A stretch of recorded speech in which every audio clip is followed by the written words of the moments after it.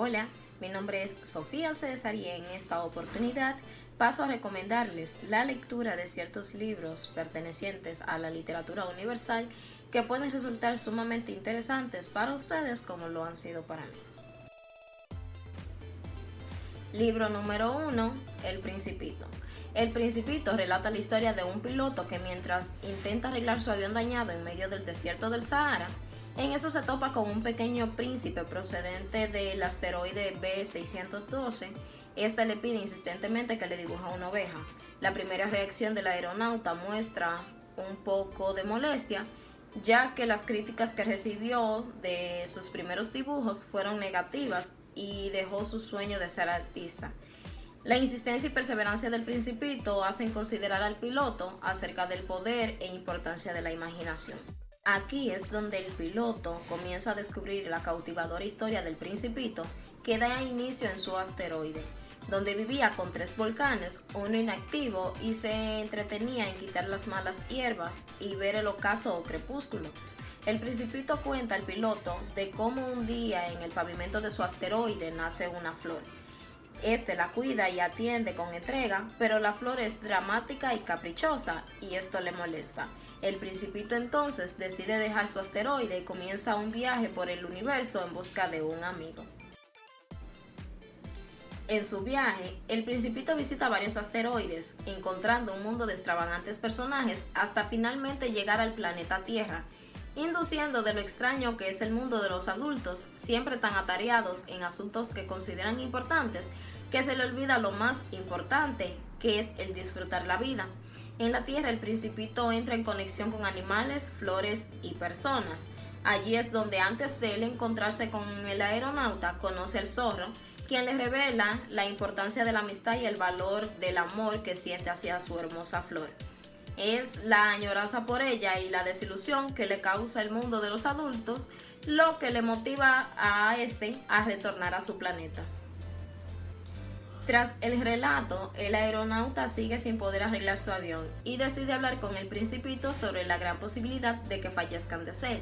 Sin embargo, este cree tenazmente que existe un pozo en el solitario desierto y parten en su pesquisa. Logran hallarlo, pero el niño también tiene otro objetivo en mente: regresar a su planeta. Una serpiente venenosa le cuenta que para poder volver debe dejarse morder por ella, y aunque el aviador trató de impedirlo, el Principito deja que la serpiente lo haga, inmediatamente desapareciendo del mundo. El piloto concluye la historia pensando si finalmente el Principito pudo volver a su hogar. Si eres amante de las frases, esta obra te ofrece muchas que se pueden volver de tus favoritas.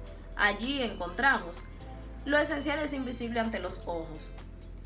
Fue el tiempo que pasaste con tu rosa lo que la hizo tan importante. Si tú vienes, por ejemplo, a las 4 de la tarde, desde las 3 comenzaré a ser feliz. Eres responsable para siempre de lo que has domesticado. Ahora te pasaré a hablar un poco sobre los personajes principales y comenzaré con el Principito. Este es el personaje principal, vive en un asteroide que dejó abandonado para comenzar a viajar por todo el universo en busca de un amigo. Este muestra en la obra lo rico de disfrutar las pequeñas cosas que la vida nos ofrece.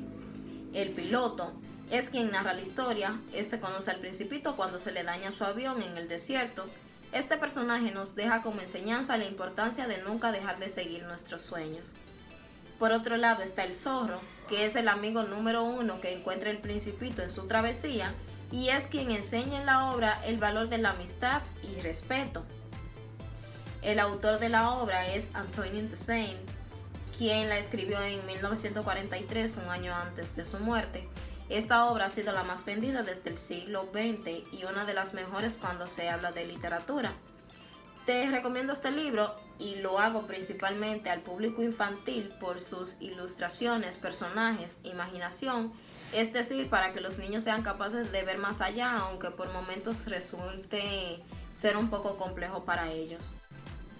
Aunque debo destacar que no hay una edad exacta para leer el libro, puesto que por sus ilustraciones llama al público infantil si es leído por un adulto, así como para jóvenes y adultos en sí, incentivando a leerlo una y otra vez y dejando un gran aprendizaje para la vida, como es el valorar las cosas simples, disfrutar todo lo que la vida nos ofrece, no dejar que la comunicación se pierda por el simple hecho de contar con tecnología.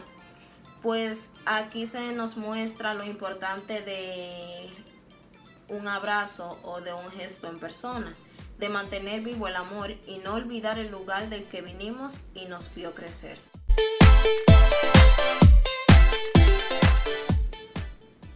Libro número 2, Corazones Solitarios. Es una obra de Rubén Fonseca y cabe destacar que en todas sus obras se plantea siempre la idea de que el discurso literario es una indagación acerca de la realidad, indagación cuya finalidad no es resolver ningún tipo de problema social. En todo caso, recordarnos que la vida social es en sí misma un asunto problemático, rico precisamente por su gran ambigüedad, con lo que sus obras se separan de cualquier discurso que pretenda resolver la complejidad de la existencia de manera simplista, esquemática y progresista. En fechas como esta de tránsito, ocupados en sacar de la maleta los libros que nos llevamos para pasar las vacaciones, algunos por cierto todavía sin abrir, y antes de revisar nuestra biblioteca en busca de una buena lectura, no vendría mal echar un vistazo a la red, donde podemos encontrar Corazones Solitarios y otras piezas del autor igual de interesantes. El protagonista de Corazones Solitarios es un avispado reportero cuya evidente frustración por su pasado de cronista policíaco le impulsa a aceptar, una vez despedido, el primer empleo que se le ofrece, por muy denigrante que le parezca. Se convierte así en una consultora sentimental, sí, en femenino, porque ellas, en concreto las de clase trabajadora, son las destinatarias de una revista titulada significativamente Mujer, incorporándose a una plantilla integrada en exclusiva por varones ocultos, eso sí, tras seudónimo. Una situación algo delirante, similar a la protagonizada por aquella señora Francis que reinó en la radio española de los años 60 y cuyo papel se reservaba también el género masculino, que Fonseca irá llevando a consecuencias extremas en su ingenioso y satírico relato, cuya ironía y ocurrencias nos mantendrán sonrientes hasta la sorpresa final. Con una expresividad lingüística que se ajusta al argumento como un guante y una contención narrativa que evita exagerar sus posibilidades hasta convertirlo en una bufonada, asistimos a una atinada crítica de hipocresías y convenciones sociales cuya intensa carga metaliteraria refleja claramente la preocupación del escritor por su oficio. Libro número 3. Hasta no verte, Jesús mío. Esta historia está basada en la vida y la obligación real de una mujer proveniente de Oaxaca que luchó en la Revolución Mexicana y que luego de esto se terminó ganando la vida en diferentes ocupaciones en México, de los que se pueden mencionar mediadora de aquellas personas que se encuentran en extrema pobreza, sirvienta y obrera. El nombre de esta es Jesús Apalancares, una mujer humilde que quedó huérfana a poca edad. Toda la trama parte de ella, pues acompañó a su esposo en las tropas de la revolución. Por fue que ella llegó a participar en la lucha. Se cuenta que esta quedó viuda y luego de este suceso tuvo que desplazarse e instalarse en la capital. Y aquí tuvo que sobrevivir con los trabajos que antes mencionamos, así como en fábricas y lavandera. Con todo el trabajo que esta pasó, tuvo que refugiarse en lo que es la religión y el idealismo. Cabe destacar que todo se narra en primera persona y en dicha novela se combinan todos los lenguajes que se presentan: la muerte, la tristeza, violencia, humor, la forma en que se ayuda a crear conciencia y ayudar al más necesitado por parte de Elena. Dentro de la novela no se encuentra casi descripción definida de cómo es Jesusa en lo físico, sino que aparecen referencias. Al leerlo te darás cuenta de que esta no tenía un aspecto bonito, pues a esta se le puede definir como un intento de fabricación de un ser que no está presente o en las manos, donde si se elimina el yo, es decir, la primera persona, solo queda la narración por parte de algo impersonal. Esta mujer no muestra ninguna clase de sentimientos y el claro ejemplo es con la muerte de su marido, donde ésta continuó con su vida como si nada hubiese perdido, o con la separación de su padre, que igual no mostró ninguna clase de sentimiento, de tristeza ni nada. Nunca se enamoró, solo muestra rechazo a los pretendientes, solo les gusta como amigos, pero nunca como pareja. Para ella un hombre era un estorbo, no le servía para nada, su deseo era que no existiera. En una parte ella menciona, ojalá y los hombres no nacieran. Para esta el miedo no existía, incluso con la revolución, esta no presentó ninguna muestra de miedo, al único que le temía era Dios. Su forma de ser viene desde la niñez, pues en ese tiempo no tenía nadie con quien conversar, pues el único amigo que tenía era el metate, es decir, una piedra para moler maíz, que era muy utilizada en aquellos tiempos en zonas rurales de la Ciudad de México. En una parte, esta menciona que hasta la fecha entendía varios idiomas, entre ellos el catalán, inglés, japonés, francés, porque trabajó con gringos. Las personas de su entorno la trataban como una extraña, por eso trabajó con puros extranjeros. Efrén Palancares es hermano de esta. Este nunca andaba en su juicio, su padre luchó por alejarlo de los malos pasos o malas compañías, pero fue en vano, era débil, una persona que hacía todo lo que el otro le mandaba hacer, es decir, que se dejaba manipular de cualquiera. Él era todo lo contrario a Jesús. Ella en la historia no muestra aspectos interesantes, pero ha pensado un sinnúmero de veces en por qué su mente y cuerpo no desempeñan ningún rol femenino. Es como que dentro de ella existe una facilidad de realizar cosas o tareas de hombres. Es importante aclarar que Jesús no es la misma persona que Josefina, a pesar de esta estar creada en experiencias y ciertas formas o temperamento de la primera. Lo que notamos es en Hasta no verte Jesús mío es una recopilación de recuerdos basado en la vida de una persona existente. Al final del capítulo 13 se encuentra el siguiente fragmento que quiero compartir con ustedes porque se me hace uno de los mejores y dice así: desde entonces todos fueron fábricas y talleres y cancharros y piqueras y pulquerias y cantinas y salones de baile y más fábricas y talleres y lavaderos y señoras fregonas y tortillas duras y dale que dale con la bebedera del pulque, tequila y hojas en la madrugada para las crudas, y amigas y amigos que no servían para nada, y perros que me dejaban sola por andar siguiendo a sus perras, y hombres peores que perros del mal y policías ladrones y pelados abusivos, y por siempre sola, y el muchacho que recogí de chiquito y se me fue y me dejó más sola y me saludas a nunca vuelvas y no es por ahí María, voltéate, y yo como Lazarina encerrada en mi cazuela y en la calle cada vez menos brava y peleonera porque me hice vieja y ya no se me calienta la sangre y se me acabaron las fuerzas y se me cayó el pelo y nomás me quedaron las clavijas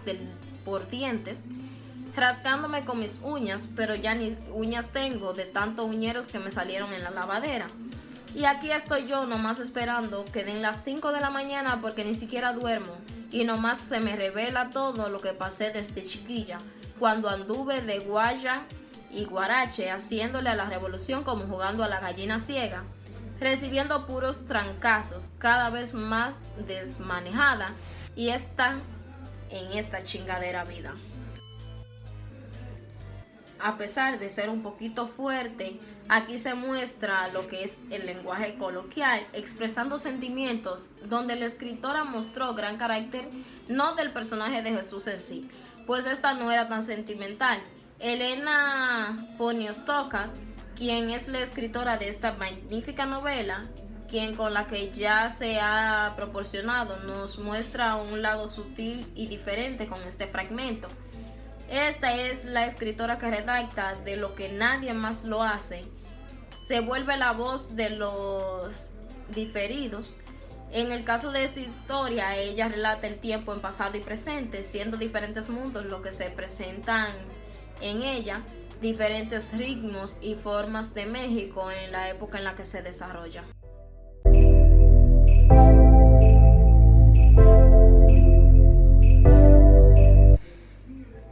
Obra Obra número 4. Los recuerdos del porvenir. Esta es una novela adaptada en el poblado de Ixtepec. Esta, al igual que Hasta no verte, Jesús mío, se desarrolla en México, en los instantes donde se presentaban abusos de dominio o poder. En ese momento, Francisco Rosa era el general que dirigía el poder y era una persona completamente autoritaria. Todos debían estar debajo de él. Elena Garro, quien es la autora de esta novela, cuenta la agria historia o suceso de los hermanos Moncada, donde en una sangrienta guerra cristera el general Rosas termina enamorado de una hermosa y oculta mujer que en la historia lleva por nombre Julia. Esta lo abandona y Rosas vuelve más grande su obsesión por ella. Isabel Moncada, notando esa forma, toma la decisión de entregarse a él por el gran miedo que le tenía a este. El inicio de esta es: aquí estoy sentado sobre esta piedra aparente, solo mi memoria sabe lo que encierra. La veo y me recuerdo, y como el agua va al agua, así yo melancólico vengo a encontrarme en su imagen cubierta por el polvo, rodeada por las hierbas, encerrada en sí misma y condenada a la memoria y a su variado espejo. La veo, me veo y me transfiguro en multitud de colores y de tiempos. Estoy y estuve en muchos ojos. Yo solo soy memoria y la memoria que de mí se tenga. Palabras muy profundas y de mucho pensar para cualquier buen lector. Volviendo a la historia, con los sucesos de la señorita Isabela y el general Francisco, que son de pura violencia, racismo, irrespeto, miedo, celos, de entera e injusticia por parte de la gobernación, que siempre se hace presente en el pueblo, donde las mujeres son sometidas y sufren de forma doble, pues pasan por despotismo y tiranía. En esto se basa la novela: la demasia del poder, el maltrato a las mujeres, la contienda entre el pueblo y el Estado. Se relata el desorden, desnivel e irregularidad de género y de impetud doméstica, violación y feminicidios, como una muestra de maltratar y menospreciar a la sociedad.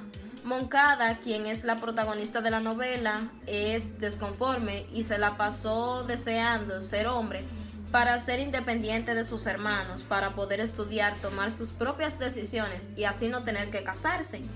A ella le encantaba la política y el teatro, pero por ser mujer y estar bajo el control de sus hermanos no podía hacer nada. Aparte de que iba en contra de las costumbres de su pueblo, las mujeres no podían hacer nada, solo cumplir con las obligaciones del hogar.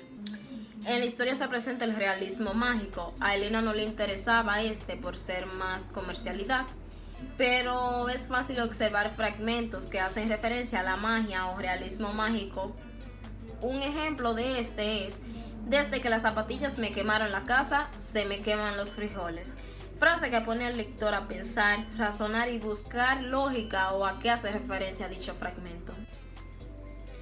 El general Francisco manda matar sin remordimiento alguno, dejando a los muertos tirados en las calles del pueblo. Para dar más posición en la trama, al llegar Felipe, la historia da un giro, pues por él es que el general comienza a celar a Julia, quien era amante de este. Con todo esto, Felipe le devuelve un poco de alegría al pueblo con presentaciones de teatro u obras y poesías. Esto hace enojar al general y este va en busca de Felipe, pero para su desgracia no lo encontró y notó que Felipe se había marchado y se había llevado consigo a Julia. Esto hace que Francisco Rosas se vuelva peor, presentando mal genio y siendo cruel con todo el mundo sin excepción alguna, realizando cosas en contra del pueblo como el cierre de la iglesia, querer matar al sacerdote, pero no pudo lograr esto. Encontró el escondite y mató a todos los involucrados, a todos los que apoyaron a Felipe, menos a Nicolás Moncada, que era hermano de Isabel Moncada, la chica de quien se enamoró el general luego de la marcha de Julia. Esta novela se considera una de las mejores mexicanas, una excelente historia para reflexionar y conocer un poco sobre cómo eran las cosas en siglos pasados.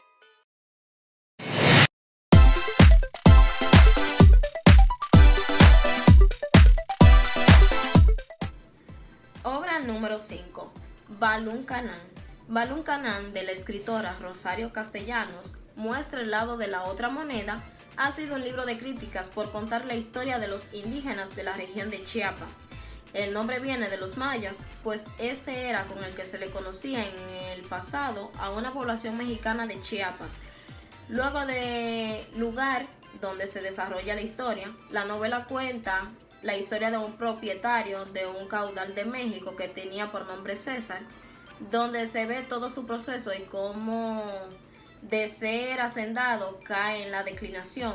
Todo esto por la implantación de normas de enmienda agrícola que se sostuvieron por el presidente que estaba en el gobierno en ese momento, llamado Lázaro Cárdenas.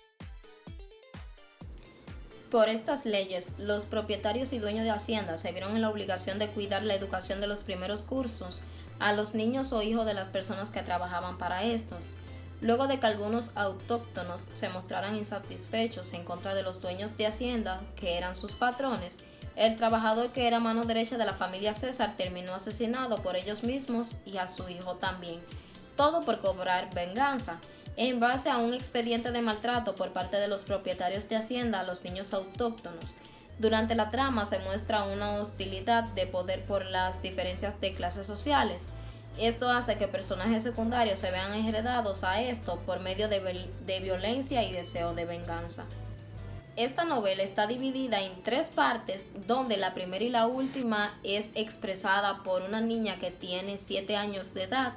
Esta niña es hija de los hacendados y la segunda parte es contada por un adulto. Con un punto de vista más maduro, en esta parte es donde se muestra el lado agrio de las personas trabajadoras de tierra, las condiciones a las que se ven sometidos, donde los patrones de esto terminan maltratando, haciéndolos trabajar por largas horas y sometiéndolos a acciones violentas. Esta historia de Rosario es vista como indigenista, pues busca más allá del mundo y de los problemas que se presentan entre los hacendados y los trabajadores, que en ese entonces eran indígenas. En la segunda parte de la historia, el narrador descubre a los indígenas, donde estos inician la rebelión. Además, nos cuenta sobre la llegada de Argüello y su familia de México, específicamente a Chantajal, para poder supervisar el proceso de trabajo en el molino de caña de azúcar, actividad que realizaban indígenas para estos. Todo parecía marchar de buena manera, pero un día los indígenas toman la decisión de dejar de trabajar porque el maestro que tenían era improvisado y no sabía enseñar. Este vivía ebrio y terminó golpeando a uno de los niños. César, al enterarse de esto, manda a trabajar a los indios prácticamente por obligación. Poco después, este comienza a cosechar lo que ha sembrado desde el inicio: odio, rencor y venganza. Uno de los indígenas creó la tensión, la hacienda terminó incendiada y las mujeres indígenas gritaban por clemencia. Ernesto, junto a la hacienda devastada, murió por recibir un disparo en la frente. El patrón siente la inseguridad ante todo lo que estaba sucediendo y se da la marcha para luchar con el gobernador para poder restituir sus propiedades. La niña, volviendo a aparecer y apoderarse de la historia, anda en busca de su nana. César anda por las calles en busca de justicia y en todo esto Zoraida, quien se encontraba en otro lugar con los niños, desata el final de la historia. El que quedaba era de los Argüello, llamado Mario, muere y ahí finaliza. La escritora de este libro resalta en su libro las condiciones inhumanas a las que se someten a las personas indígenas, las injusticias que se presentan, la discriminación que desde tiempos pasados se hacen concurrentes. Es como una clase de esclavitud de la que tienen que vivir estos por un plato de comida, agua y algo para sobrevivir, desde el punto de vista de una persona consciente y racional. La niña, quien narra 2 partes, puede que sean autobibliografía, pues estudiando un poco a la autora y la historia, existe cierta coincidencia entre la infancia de la escritora y los hechos a esa edad, quien parece que mezclan la narración con el relato propio y lineal. En una parte de la narración se muestra que los indígenas terminan venciendo a los patrones de haciendas. Cabe destacar que en esta parte la autora termina mezclando la fe y la mística maya con los sucesos reales. La niña en esta historia es puesta para darle ese toque de inocencia e identidad femenina, que no va en contra de ninguna etnia, por no sentir dominio de propiedad por los blancos ni por los indios. Se vuelve dueña de la trama y de la parte que narra.